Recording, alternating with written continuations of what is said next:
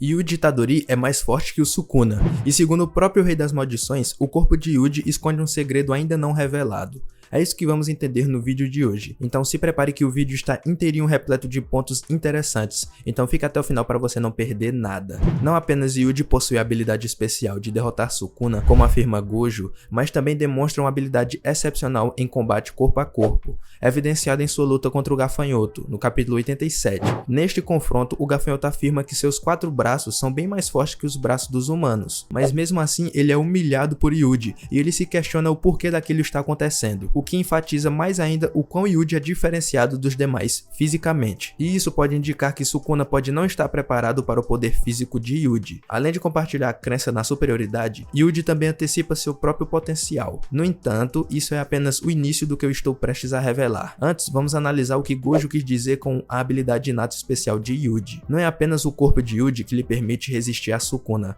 mas sua capacidade de controlá-lo sem esforço. Essa habilidade é rara e ocorre apenas uma vez a cada 1000 anos, indicando que Yuji possui uma alma poderosa, superando até mesmo Sukuna, permitindo que ele aprisione o Rei das Maldições em uma gaiola, como admitido por Sukuna. Mas afinal, o que torna a alma de Yuji tão poderosa a ponto de ultrapassar a categoria especial, conforme acreditava Satoru Gojo? Primeiramente, é explicado que a feitiçaria envolve a compreensão da interconexão entre mente, corpo e alma. Yuji, afortunadamente, compreendeu sua ideia instantaneamente até o capítulo 37. Além disso, por ser um receptáculo, ele pode visualizar os contornos de uma alma e atingi-los diretamente, ao contrário de outros feiticeiros. Isso é crucial, pois Mahito revelou que as almas não podem ser protegidas a menos que a pessoa as compreenda ou use energia amaldiçoada subconscientemente para protegê-las. É possível compreender a extraordinária força da alma de Yuji no capítulo 128, onde Mahito revela a escala de poder, indicando que a alma de Itadori está em cerca de 10% naquele momento, enquanto a de todo está em 100%, e a sua própria está em 40%. Isso sugere que 10% da força da alma de Yuji é equivalente a 100% de outros personagens, destacando seu excepcional potencial. O Kokusen, uma técnica que Yuji dominou ao enfrentar Mahito, revelou-se uma arma surpreendente eficaz contra Sukuna, como evidenciado quando Gojo conseguiu acertar um Kokusen bem cheio em Sukuna, na batalha em Shinjuku. O Kokusen, no entanto, possui outro aspecto poderoso para Yuji desenvolver, que é compreender completamente a verdadeira essência de sua alma. Por exemplo, no capítulo 127, Mahito expressa o desejo de realizar o Kokusen novamente para se entender melhor, e ao fazê-lo, no capítulo 130, ele evolui. Dado que Yuji tem destreza com o Kokusen, apesar de nenhum outro feiticeiro ser capaz de usá-lo novamente, sua habilidade excepcional faz parecer que, desde o início, a história foi meticulosamente preparada para essa revelação. Pode-se dizer que, atualmente, Yuji está à frente de qualquer oponente que tenha experimentado o Kokusen.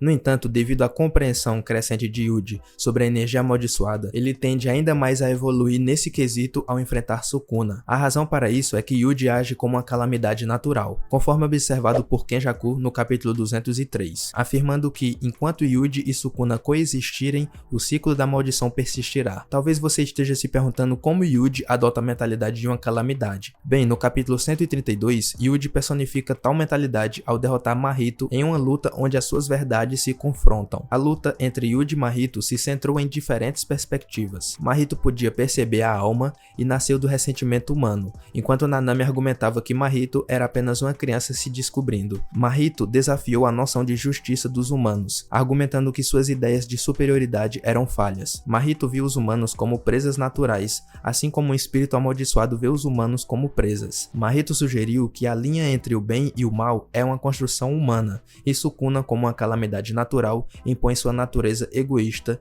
que, no entanto, é considerada bela e imaculada. No desfecho da batalha, Yuji perdeu sua inocência ao reconhecer que é semelhante a Mahito. Ele aceitou a perspectiva de Mahito de que a história é escrita pelo vencedor, e que, após 100 anos, os humanos considerarão Yuji como um predador que caçou sua presa. Yuji superou Mahito com sua alma forte e força de vontade para proteger a raça humana. Yuji adota a mentalidade de uma calamidade, como mencionado no capítulo 181. Ele afirma que nada importa, pois ele matará, independentemente do alvo retornar como outra maldição, mudar de nome ou forma.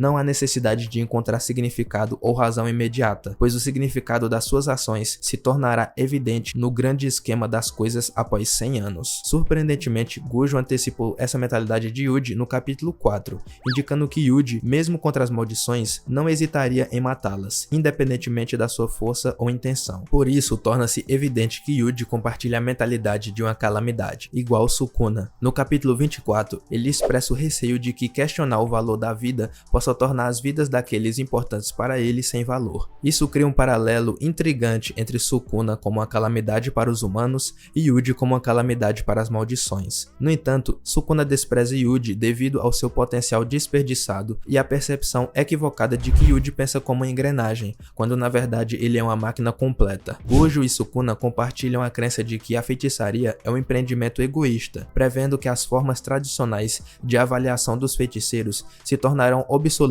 diante de seu poder avassalador. A mentalidade de engrenagem de Yuji tem sido um obstáculo, mas no capítulo 214 ele promete a Sukuna que superará essa limitação e o fará sufocar em sua própria miséria. No entanto, isso pode não ocorrer rapidamente, como Sukuna ressalta, indicando que tal mudança levará a um caminho de destruição. Satoru Gojo, que buscava ter tudo, falhou ao usar a feitiçaria para seus próprios interesses, em vez de para proteger os outros. Em contraste, o propósito fundamental de Yuji é a proteção, usando a feitiçaria para garantir uma morte digna aos outros e estando disposto a se sacrificar por isso. O tema da morte está intimamente ligado a Yuji e a Sukuna. No capítulo 2, Yuji compartilha sua compreensão da morte com Gojo, destacando o último pedido de seu avô para ajudar as pessoas devido à sua força e ao amor ao seu redor. Yuji reflete sobre a morte a partir de diferentes perspectivas, ponderando sobre a morte natural versus as mortes causadas pelas maldições. Ele busca entender o que constitui uma morte digna, mesmo quando, ao se tornar um feiticeiro, é forçado a enfrentar a morte de espíritos amaldiçoados, incluindo seus próprios irmãos. Esse dilema retorna a Sukuna, que escapou da morte por 1000 anos e aguarda ansiosamente desafios contra oponentes poderosos. O contraste entre as crenças de Yuji e Sukuna em relação ao valor do amor e ao egoísmo também é evidente. Yuji acredita no valor do amor e na disposição de se sacrificar pelos outros,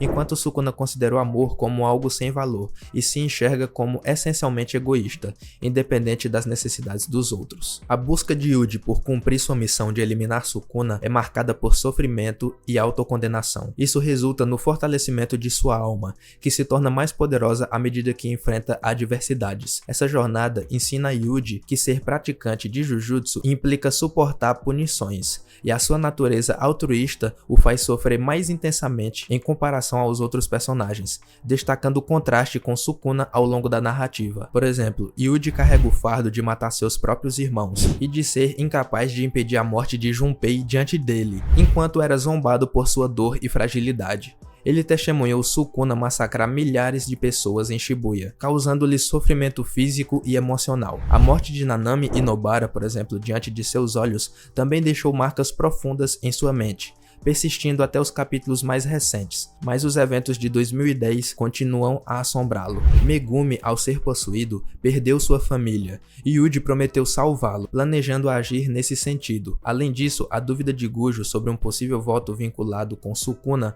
perturba Yuji. Ele se culpa pela situação, especialmente pela natureza altruísta que o levou a participar do jogo de Sukuna, excluindo a cláusula do voto que prejudicaria pessoas em 1 minuto. Considerando que a energia amaldiçoada se origina de emoções negativas, Yuji possui emoções negativas de uma forma mais intensa, admitindo carregar todas essas maldições sobre si mesmo, assumindo o sofrimento de Nanami e o compromisso de proteger. A notável força da alma de Yuji, capaz de superar tal dor, é evidenciada no capítulo 165, quando ele enfrenta um julgamento e admite crimes que não cometeu. Higuruma se pergunta por que Yuji assume as más ações de Sukuna, pois Sukuna representa o egoísmo extremo, uma calamidade que desafia o mundo, agindo conforme sua vontade. No capítulo 200, Yuji considera sua própria morte um preço baixo a pagar e está disposto a fazer qualquer coisa para alcançar seu objetivo. Agora possuindo os poderes de Sukuna, devido a um objeto amaldiçoado impregnado de sua energia, a mudança crucial ocorre na crença de Yuji, passando de ser uma engrenagem para reivindicar sua fraqueza. Quando questionado se pode lutar sem Sukuna, Yuji responde que isso não importa, pois Sukuna nunca ajudou ele. Desde o primeiro capítulo, tanto o corpo quanto a alma de Yuji